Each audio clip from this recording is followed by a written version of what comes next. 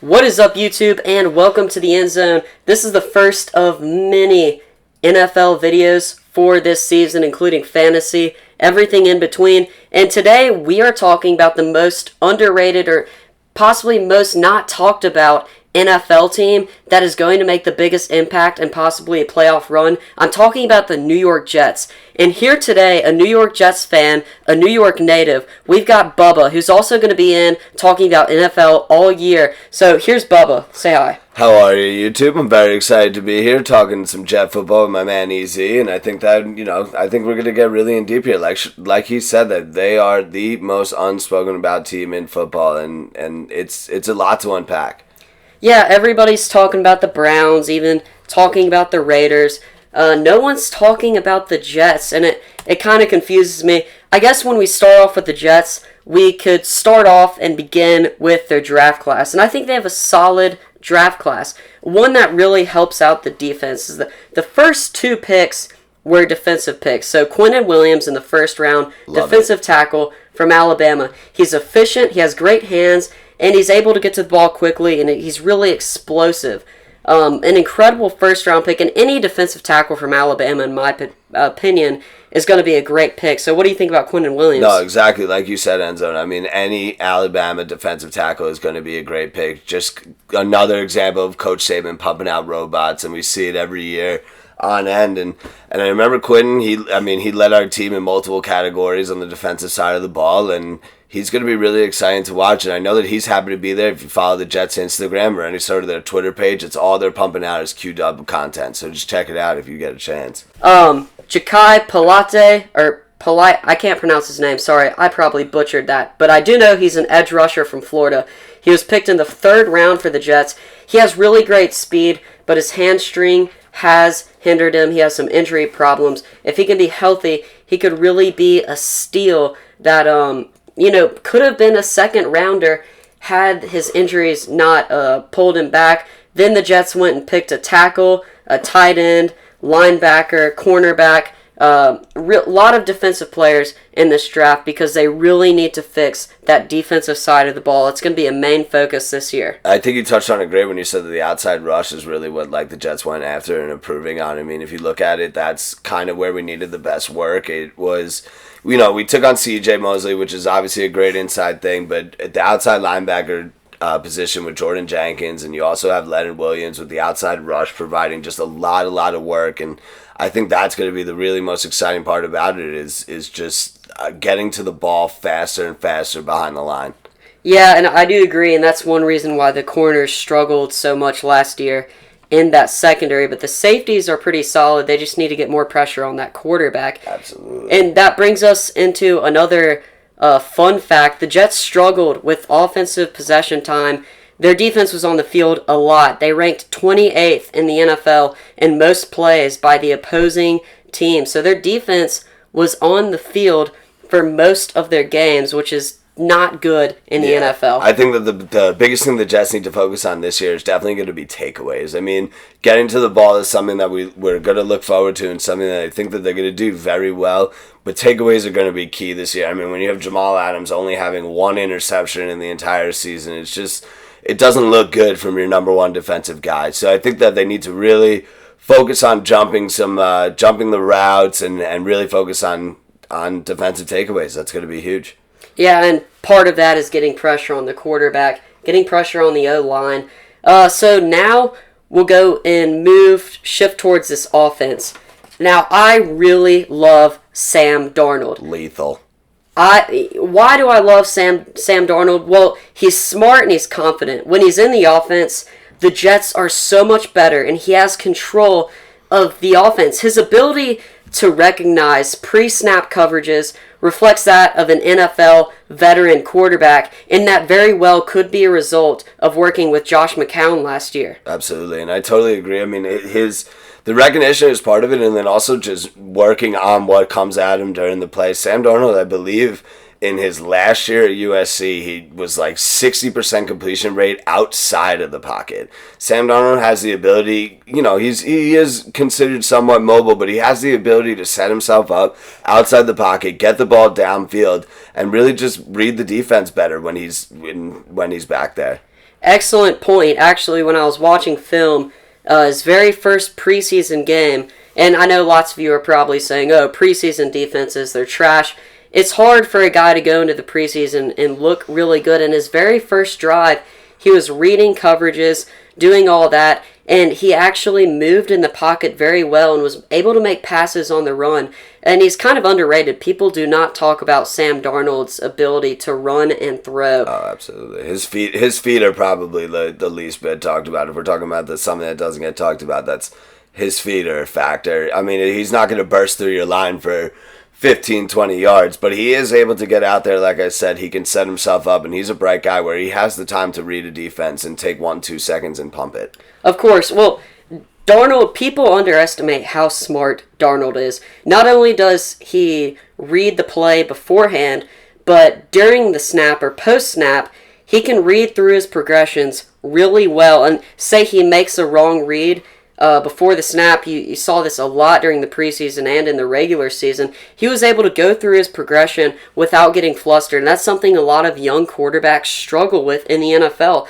And he is able to move through his progressions when something goes wrong. Now, here's the catch about Sam Darnold. Remember how I talked about his confidence and his intelligence?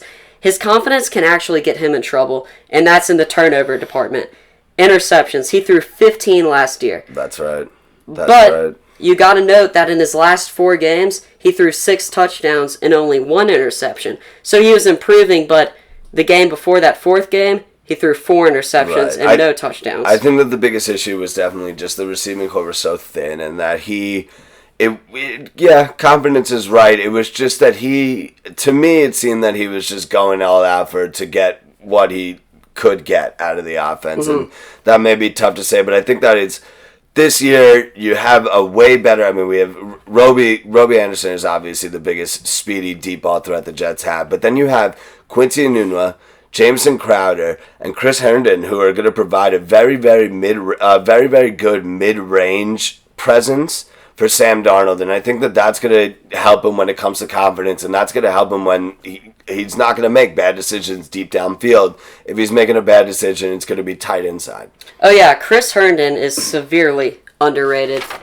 Severely underrated as a tight end. He was second on the team with receptions. Among first-time tight ends, 502 receiving yards, was at the top with receptions, second in total yards, and first for touchdowns. That's pretty good. I think I actually saw something, too, where he was in the top 5 or top 7 tight ends for the week in, like, week 16 and week 6, maybe, of the fantasy leagues. Of the fantasy season. So, I said to EZ before this, I think that Chris Herndon's going to be one of the guys that I pick up in my fantasy league as a second tight end to have around, especially in a 2 tight end league or something like that, where you need someone who's going to just put up a steady amount of points for you. Maybe your tight end goes down or something like that if you don't have 2 tight ends needed. But I think Chris Herndon's a good look. Mm-hmm. And you have to note, this offense is totally different now from last year's. Not only in the players, but in the coaching. And we'll get to that. But the final analysis of Sam Darnold is I think he's going to be all right this year. And he's going to cut down on those turnovers because he's got a guy in the backfield now that he did not have last year. Everybody's talking about Odell. Everybody's talking about Antonio Brown. And I'll talk more about this. I'm going to do a topic video. I am a true believer. I would rather have a great running back, or a good running back, than an insanely talented wide receiver, because I believe running backs are more valuable than wide receivers, especially wide receivers who have problems in the locker room like Antonio Brown. That's right. They're hard to coach. LeVeon Bell, I know he took a break last year, but he is one of, if not the best running back in the NFL. And he is going to make a difference for this Jets team. I totally agree. And I think that I've seen more and more come out about how LeVeon Bell, I mean, he wasn't, yeah, he had some issues with the locker room, but it was really more with the management of the team. He's a locker room guy. He's going to have a presence this year that is not only going to help Sam Darnold's confidence, it's going to help the confidence of all the young guys in the wide receiving core, all the young guys on the field and on the offensive line. He's coming out. He's happy to be in New York. He's not putting out any fake stuff on Twitter, on Instagram, nothing like that, like Antonio Brown did. Ooh, I'm happy to be here. He's real excited to be in New York, and he's going to bring the heat this year. Oh, yeah, and I'm excited to see Le'Veon Bell. He's going to take a lot of weight off of Darnold's shoulders. So now we're going to talk about the coaching staff. Move on, or do you have any players you want to cover before we move on? Quickly again on Lev, I think that Lev's, again, with his presence, is going to be huge in the locker room. But the fact of the matter is that, like I said, I mean, these guys are young. They have someone to look up to. And when Sam Darnold gets scared and threw the ball down the field last season in a panic, that's going to be no more. He has an outlet in Le'Veon Bell. He has an outlet in his tight end. He has an outlet coming out the middle. I think that the Jets are going to be very, very big in the run game, obviously, and very, very big in the mid-range game, no doubt. Okay, so now we're going to talk about the coaching staff. Brand new, and they needed a brand new coaching staff. And this is one of the main reasons why I really like the Jets. It all starts with head coach Adam Gase. He's a quarterback guru. If you look at the list of quarterbacks he's been with, it is incredible. He's an offensive guy who can create an incredible offense for the Jets, and the Jets have a lot of good players on offense. The wide receiving core is good. The running backs are now in that top tier of the NFL just because you have Le'Veon Bell, and you have a young quarterback who's developed last year. He's intelligent. If you can get him to stop turning it over, you can really create an excellent offense. So I really love Adam Gase. Yeah, absolutely. And I think, like we were saying before, confidence is key with this group. And Adam Gase has come out on multiple times before the season. I mean, before the training camps have started, saying how much confidence he has in Sam, how much confidence he has in Anderson, in Enunwa. He's ready to go out there, and he's ready to just put a team on the field that's going to do it all on their own. I mean, he's a scheme guy, that's for sure, and he'll make Sam throw the ball. But the best part about it is he has full confidence in his players, and he's not going to be such an overpowering dude like we've had in the past few years. And he's also just, now he's almost quiet in the media. I think that's really what adds up to why they're the team that no one talks about. With Rex Ryan, we were promising a Super Bowl by this time every year, or shot up in the media. And now that the Giants have made a fool of themselves in the draft, they've taken all the media away from the Jets. Adam Gase realizes that. He's gone silent, and the Jets are just doing their thing. Wait, so you're not a fan of the Giants draft picks? Oh. We won't name. We'll treat it like Voldemort. Yeah. He who shall not be named. Jeez. Now, I was a defender on it. I had a video. It did pretty well. We can talk about the Giants for another time. So let's move into the offense coordinator, new offense coordinator, Dowell Laganes. I think that's how you pronounce his name. So. He's a running guy. Yeah. He was with the Dolphins last year. I mean, again, that. Gonna establish an incredible run game for Le'Veon Bell. You need that. Right, absolutely. And like you said, I'm an Alabama fan, so I love to run the ball. And I think that's got to be key for the Jets this year, especially when we're playing a lot of defenses early on with secondaries that are not to be messed with. Oh yeah, so we're gonna keep that. Schedule. Yeah, for sure. Yeah. We're gonna have to keep that ball on the ground early and often. Part of that is taking time off the clock, keeping your own offense on the field, and then on defense. Really, I love this hire, Greg Williams. He took over as the Browns head coach last season, went 5-3, and he has been part of some notable defenses in the NFL.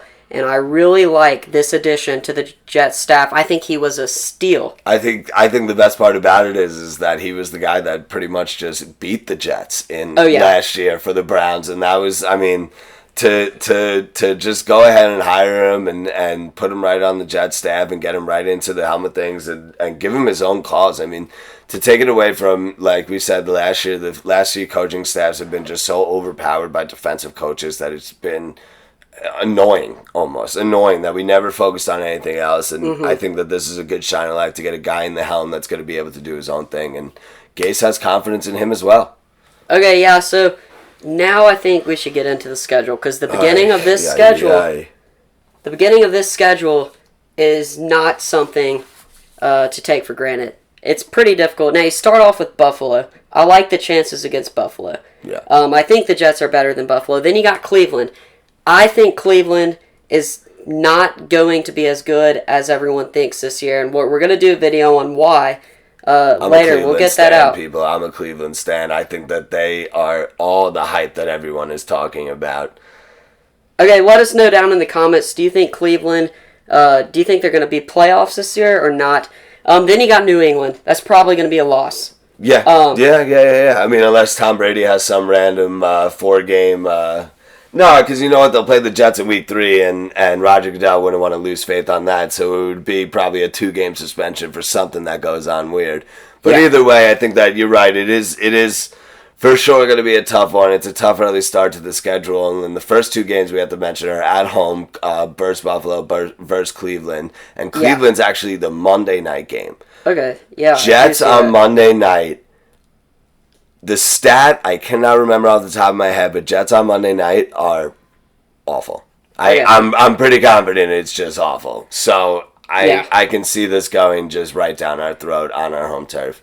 Okay, then you got Dallas. Then you got New England again. Then this is where the schedule gets a lot easier. Once you get past New England a second time, it's Jacksonville, Miami, the Giants, Washington, Oakland, Cincinnati. I'm going to go ahead and pencil in the Cincinnati win. Sheesh. Then Miami.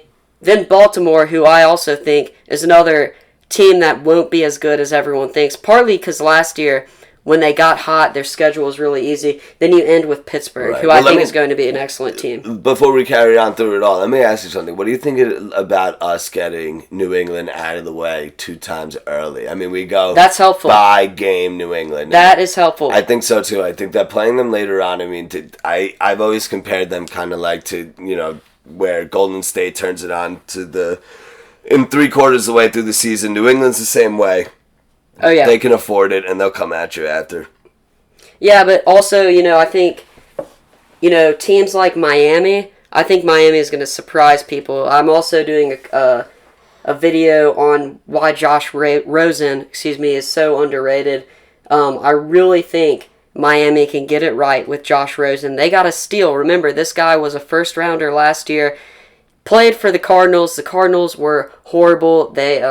When you watch the tape, it's just sad. I felt bad for Josh Rosen. He's like the most sacked quarterback. They obviously were not invested in Josh Rosen. I really think he can be good at Miami. Then Washington, Oakland, Baltimore, Lamar Jackson. I think Pittsburgh has they have a chip on their shoulder. I think I gotta disagree with you with this Miami. I don't know. I as a Jet fan, I probably could never buy into any Miami hype. But I mean, Josh Rosen, there's a reason why they decided to draft another quarterback and let him go. There's a reason why he only ended up in Miami, and there's a reason why, Just watching the Cardinals last year, you could tell the play calling, it was literally 4 verticals every single time. It was horrible. I remember that's what you got to do when you got a 65-year-old Larry Fitzgerald out there still, and you're just trying to get him his last 11 touchdowns in a season. And then that O-line. I'm pretty sure Josh Rosen broke the record for being the most sacked rookie quarterback. I'm pretty sure Josh Rosen broke the record for breaking as many bones as possible. Oh my gosh! Times the guy got sacked. Durability is a problem. Yeah, I don't know. It's sad, but so I think he's got a shot. Okay. Here's the thing. Do you think that the Jets are going to make it to the playoffs?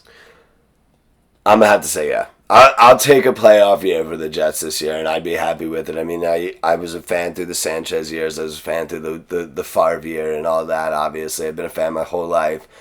And you never feel a Jet playoff year coming or even a wild card game coming.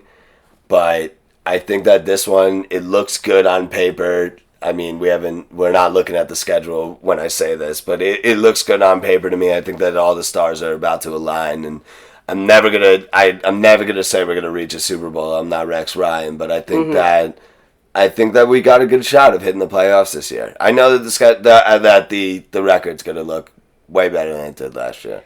All right, guys. Well, that's all we have today. The New York Jets, the most underrated team in the National Football League. Make sure to comment who you think is the most underrated team in the NFL. Comment what type of videos you want to see in the future. Make sure to like, subscribe, and comment. Thanks for watching the End Zone. Peace out. Later.